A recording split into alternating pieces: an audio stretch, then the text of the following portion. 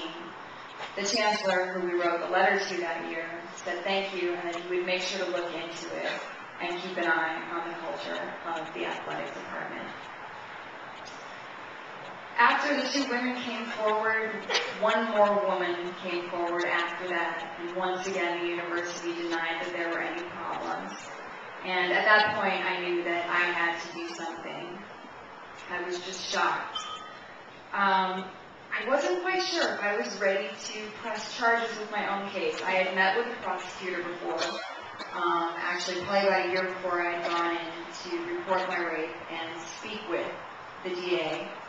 And she explained to me how hard it was to prosecute an acquaintance rape. But also, she told me that even if we did get a conviction, it was very likely that my rapist would not go to jail, which blew my mind. I thought, how could this be? And finally, too, I was finally getting my life back. I wasn't sure if I was ready for the inevitable trauma that a trial would bring. But nonetheless, I knew that I had to do something. So with the support of my teammates at New Mexico and my family, I decided to publicly share my story.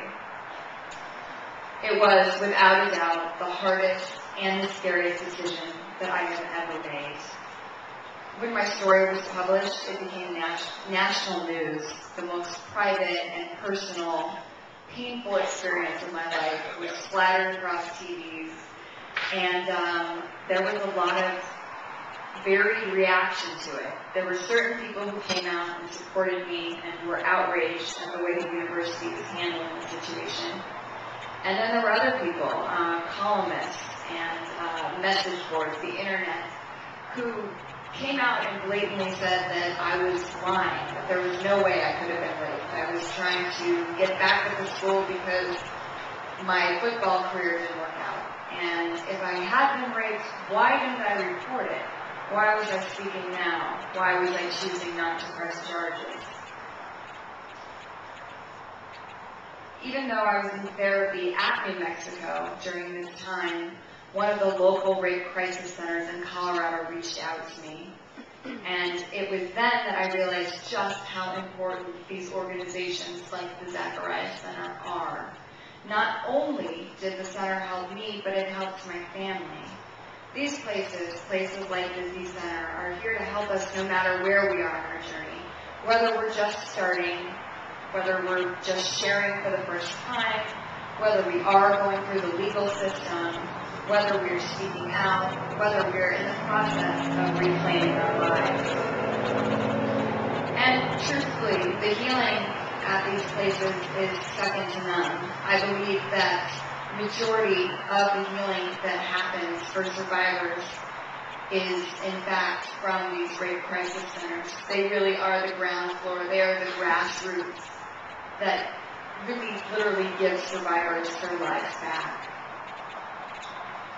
And no matter what, the healing is a journey. It really is. There is not a day that goes by that I'm not affected by my rape. And you know, there's kind of a hole in my heart that feels like it may never go away. But at some point, I realized that I was okay with that there was this hole here, and maybe it would always be here. But I realized something beautiful in the fact that the hole could be there, but my heart could just keep getting bigger and bigger.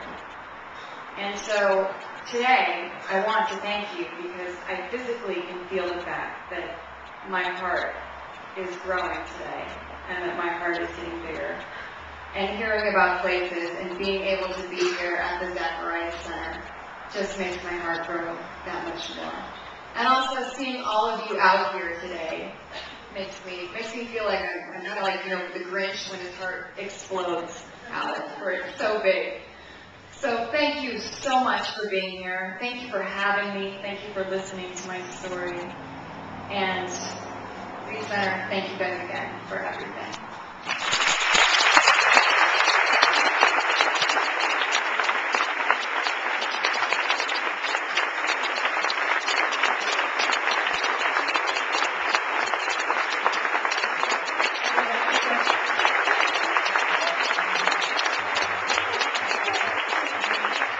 Hnida for her incredible courage. Also